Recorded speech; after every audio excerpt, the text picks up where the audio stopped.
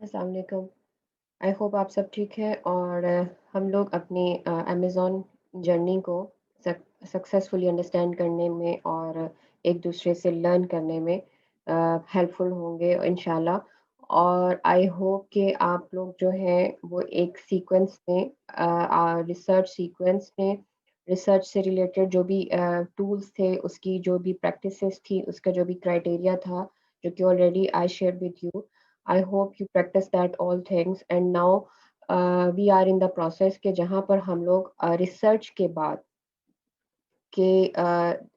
के बाद अगर हम लोग कोई प्रोडक्ट को सिलेक्ट कर लेते हैं या हमें हमारे इस लिस्ट में एक प्रोडक्ट आ जाती है, हम उसको वैलिडेट कर चुके हैं, उसको एनालिसिस कर चुके हैं एंड अब हम ये देखना चाहते हैं कि अगर हम इस प्रोडक्ट को सेलेक्ट करते हैं तो क्या इससे हमें कोई बेनिफिट होने वाले हैं? क्या ये हमारे लिए बेटर है? So how we can calculate the profit margins? Just a quick view, we need to understand that कि किस तरह से जो कोई प्रोडक्ट हमने सेलेक्ट की है, उसमें किस तरह से हम आइडिया ले सकते हैं कि एक रफली आइडिया, बिकॉज़ जब हम लोग प्रोडक्ट रिसर्च कर रहे हैं, तो अगर हम कोई प्रोडक्ट को डिसाइड कर लेते हैं, तो रफली हमें एक प्रॉफिट मार्जिन और उसकी कैलकुलेशन और उसकी कॉस्ट की का एक एस्टीमेट चाहिए, जो कि हमें ये आइडिया दे सके कि हम जिस प्रोडक्ट को सेलेक्ट कर रहे हैं, उसमें हमें कितना प्रॉफिट मार्जिन हो सकता है या उसमें हमें कितनी कॉस्ट बेयर करना पड़ेगी और हमें उसमें किस तरीके से हम चल सकते हैं या नहीं चल सकते। उसके लिए एक सबसे इम्पोर्टेंट चीज़ जो कि देखते हैं, वो यही होती है कि जब आप कोई प्रोडक्ट सेलेक्ट करते हैं, तो आप ये चीज़ देखते हैं कि ऑब्वियसली उस पे आपकी क्या कॉस्ट आएगी, ठीक है? एक कॉस्ट तो वो मैन्युफैक्चरिंग कॉस्ट होती है जो कि आप उसको बनवाने में स्पेंड करेंगे। फिर वो कॉस्ट आएगी, उसको शिपमेंट कॉस्ट होगी जो कि आप उसको वहाँ से शिप करेंगे और अमेज़न वेयरहाउस में डिलीवर करवाएँगे।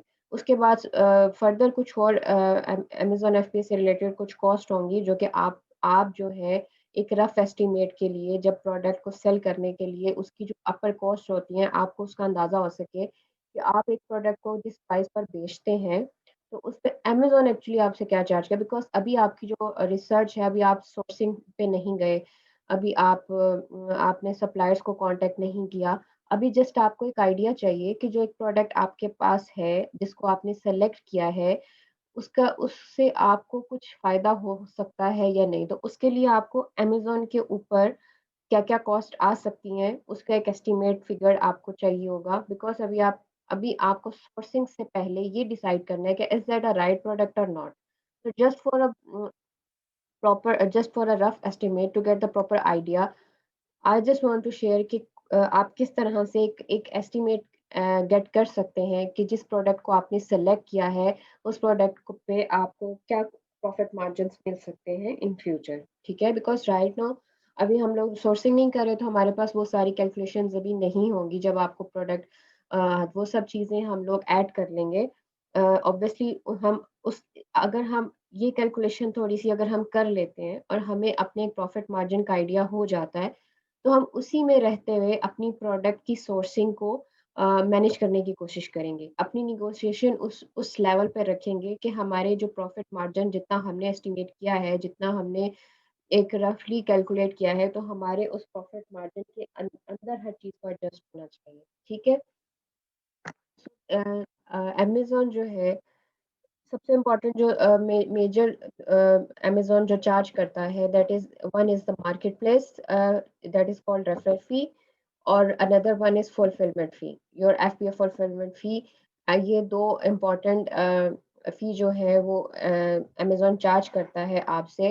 रेफरल फी जैसे एक मार्केट प्लेस की एक फी होती है, वो आपसे चार्ज करेगा, इट्स अ स्पेसिफिक अमाउंट और परसेंटेज एंड फुलफिलमेंट फी है जो अमेज़न आपको एफबीए फुलफिलमेंट की सर्विसेज़ देने पर आपको चार्ज करता है एंड दैट और ये दोनों जो फी है ये जब आपकी प्रोडक्ट सोल्ड होती है तो उसके ऊपर ये डिडक्ट होती है, ठीक है? इसकी मज़ीद अंडरस्टैंडिंग के लिए I just want to share कि आपको ये लिंक आपके साथ जो है वो शेयर कर दिए जाएँगे।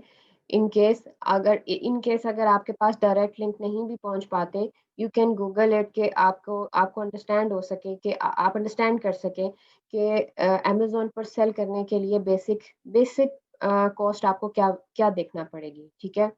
ऑलरेडी हम लोग ये अभी आप इसको जब सर्च करेंगे, even I want to share the direct URL with you, I will share in the sheet. I don't know it will be on available on LMS right now और not, but I will ask to the admin कि आपको ये चीज़ें, ये URL provide कर दिए जाएँ। अब यहाँ पर आप क्या कर सकते हैं कि ये इन केस आप इसको खुद भी सेल ऑन अमेज़न, आप यू कैन सी के सेल ऑन अमेज़न की आप प्राइसिंग पर जाएँगे, आप इसको गूगल कर सकते हैं कि अमेज़न पर सेल करने के लिए बेसिक क्या प्राइसिंग आपको फेस करना पड़ती है या आपको देना पड़ेगी, ठीक है? तो उसके लिए जो सबसे मेजर फ़ी है वो आप ऑब्वियसली जब आप प्रोफ़ेशनल प्लान में जाते हैं तो आपको एक फ़ी जो है वो पर मंथ पे करना पड़ती है, that is equal to almost $40। और उसके बाद फिर आपको मार्केट प्लेस फ़ी देनी है, एफबीए फुलफिलमेंट फ़ी देनी है। सो यहाँ पर कुछ ये सारी कैलकुलेशन उन लोगों ने मेंशन की हुई है कि कैटेगरी वाइज़ एक्चुअली आपकी ये जितनी फ़ी है, रेफरल फ़ी भी है और अगर आपकी एफबीए फुलफिलमेंट फ़ी है, it is totally based on percentage और आपके जो प्रोडक्ट है उसकी डायमेंशंस और वेट के अकॉर्डिंग ये सब चीज़ें डिसाइड होती हैं। So that list will help you to understand कि किस कैटेगरी में, किस डायमेंशन में हम लोग कहाँ पर लाई करते हैं, ठीक है? किस कैटेगरी की रेफरल फ़ी अमेज़न क्या चार्ज कर रहा है। उसके बाद फिर हम लोग आ जाते हैं फुलफिलमेंट फ़ी में, तो उसमें हमें आइडिया हो जाएगा कि कितनी डायमेंशंस और कितने वेट पर हम लोग किस कैटेगरी में आते हैं और हमें कितने फुलफिलमेंट फ़ी जो है वो फेस करना पड़ सकती है। सो आप इसकी एक अंडरस्टैंडिंग डेवलप हो जाएगी, आपको एक रफ एस्टिमेट का आइडिया हो जाएगा कि आपको अमेज़न क्या कुछ चार्ज कर रहा है और आपको इसके लिए कितना पे करना होगा अमेज़न को, ठीक है? अब इसको थोड़ा-सा हम लोग खुद भी हम लोग खुद देख लेते हैं कि हम लोग किस तरह से आइडिया ले सकते हैं कि हमें ये कैलकुलेशंस किस तरह हम कर सकते हैं। उसके लिए अगर आप जाते हैं, आप किसी प्रोडक्ट को सेलेक्ट करते हैं और उस प्रोडक्ट पे हम लोग देख लेते हैं, यहाँ एक अमेज़न एफबीए कैलकुलेटर है, it's a free calculator provided by Amazon. Amazon ये आपको खुद प्रोवाइड करता है, जिस भी मार्केट प्लेस पर आप रिसर्च कर रहे हैं या जिस मार्केट प्लेस का एक्चुअली आपने कैलकुलेटर फाइंड करना है, आप उसके मार्केट प्लेस को ओपन कर लेते हैं। यहाँ हम लोगों ने जैसे यहाँ से आप देख सकते हैं यूएसए, कनाडा, मेक्सिको। अब मेरे पास क्योंकि sellercentrale.com का है तो यहाँ पर ये 3 आपके पास मार्केट प्लेसेस अवेलेबल हैं। ऑब्वियसली जिस मार्केट प्लेस का सेलर सेंट्रल आप खोल रहे होंगे, आपको वहाँ का फुलफिलमेंट बाय अमेज़न का रेवेन्यू कैलकुलेटर अवेलेबल हो जाएगा, ठीक है? आप इसको गूगल भी कर सकते हैं, fulfilment bye Amazon revenue calculator, आपके पास एग्ज़ैक्ट इसका यूआरएल आ जाएगा और आप इसको एज़ अ गेस्ट भी यूज़ कर सकते हैं, ठीक है? राइट नाउ आप इसको किस तरह से एक एस्टीमेट आपने एक्चुअली अभी करना है, may be that's not the right figure because अभी आपके पास बहुत सारी एक्चुअल कॉस्ट नहीं है, बट हमें एक एस्टीमेट करना है कि क्या कितना प्रॉफिट मार्जिन हमें बन सकता है और हम उसके अंदर रह के अपनी मैन्युफैक्चरिंग कॉस्ट और बाकी सब एक्सपेंस को मैनेज कर सकते हैं, ठीक है? हम लोग अगर देख लेते हैं कोई भी यहाँ से प्रोडक्ट और हम उसको चेक कर लेते हैं।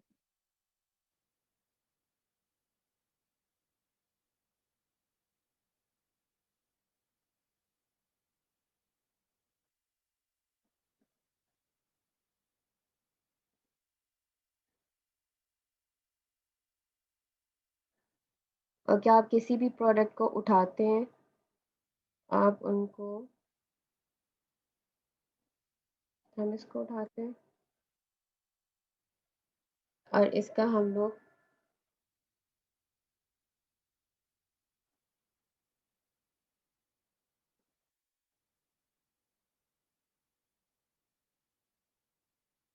और क्या हम इसके आसिन को यहाँ से कॉपी करेंगे और वहाँ पर हम लोग एफपीए कैलकुलेटर, रेवेन्यू कैलकुलेटर में पेस्ट कर देंगे और हम लोग जो है अभी यूएस मार्केट प्लेस में इसको सर्च करना चाह रहे हैं, हम लोग यूएस मार्केट में इसको सर्च करते हैं, ठीक है? तो अब आप क्या कर सकते हैं कि फॉर एग्जांपल हमने एक प्रोडक्ट सेलेक्ट किया है या जो भी आपने प्रोडक्ट सेलेक्ट किया है, उससे जो बिल्कुल मिलती-जुलती प्रोडक्ट है, इन केस अगर आपको डायरेक्ट अभी डायमेंशंस का नहीं पता, आप एक चीज़ डिसाइड कर चुके हैं, तो ऑब्वियसली जब आपने रिसर्च की है, आपने प्रोडक्ट को डिसाइड किया, तो ऑलरेडी वो प्रोडक्ट और वो कैटेगरी ऑलरेडी सेल हो रही है। सो मोस्ट रेलेवेंट प्रोडक्ट को आपने उठाना है और उसकी एसएन को मज़ीद आपने सर्च करना है। अब आपको देखें कि एक तो इससे आपको एक आइडिया ये मिल जाएगा कि आपके पास प्रोडक्ट की डायमेंशन की एस्टिमेट्स क्या आ रही हैं। You will get the idea कि आप अगर इस प्रोडक्ट पर जाते हैं, तो इसकी ये डायमेंशंस हैं, इसकी इतना वेट होगा और इसको आप इस तरह से कैलकुलेट कर सकते हैं। फिर आपको क्या है कि आप यहाँ पर उसकी एक अमेज़न की जो भी आपने रिसर्च के दौरान आपको एक पता होगा कि आपकी इसकी प्राइस एवरेज क्या है या आपने कितनी रखनी है। तो रफ़ली एक एस्टीमेट आपके माइंड में बिल्ड हो चुका होगा कि जो प्रोडक्ट आप सेलेक्ट कर रहे हैं या जिसके ऊपर आप जाना चाहते हैं, उसकी क्या प्राइस है, ठीक है? मैं इसकी प्राइस अगर यहाँ पर $17 डाल देती हूँ, ठीक है? और मैं इसकी प्राइस के अकॉर्डिंग हम लोग इसको जाते हैं और हम लोग इसकी कैलकुलेशन को फाइंड करने की कोशिश करते हैं, ठीक है? अब यहाँ पर हम लोग अमेज़न फुलफिलमेंट आइटम प्राइस मैंने डाल दी है 17। अच्छा, शिपिंग कॉस्ट जो है, अगर हम फुलफिल ऑर्डर्स के ऊपर जाते हैं, इसको हमारे जो श इसको देखते हैं अभी हम लोग ऐड करेंगे या नहीं। इसके बाद एक और आ जाता है monthly storage cost per unit. अभी हम लोग अगर कॉस्ट ऑफ प्रोडक्ट हमें पता नहीं है, आई वुड रिकमेंड कि अभी स्टार्ट में आप नहीं डालें, क्योंकि अभी हम लोगों ने सोर्सिंग पे नहीं गए। हमें आइडिया नहीं है कि हम लोग कितना इसको हमारे हमें मैन्युफैक्चरिंग इसकी कितनी आती है, ठीक है? अब और क्या कह रहा है, कॉस्ट ऑफ सेलर्स फुलफिलमेंट, ठीक है? यहाँ पर ये आपको बता रहा है कि अगर आप अ labour cost, packaging material, ship अगर आपकी ये सारी कॉस्टिंग आई है, क्योंकि जब हम शिपमेंट में जाएँगे, हम लोग उसकी सोर्सिंग पर जाएँगे, देन हमें आइडिया होगा कि हम लोगों ने कहाँ पर हमारे ये एक्सपेंसेस कहाँ पर आ रहे हैं, हमने प्रेप सर्विस ली है, नहीं ली, ये सारी चीज़ें हमें वहाँ पर क्लियर हो जाएँगी, ठीक है? अभी फ़िलहाल हम इसको थोड़ा-सा एस्टिमेट करने की कोशिश करते हैं कि अगर कोई और इम्पोर्टेंट ये है।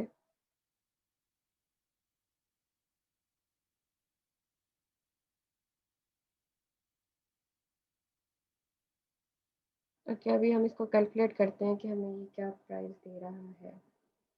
अच्छा, अभी सिर्फ़ आइडिया ये गेट किया क्योंकि अभी हमारे पास मैन्युफैक्चरिंग कॉस्ट नहीं है, ठीक है?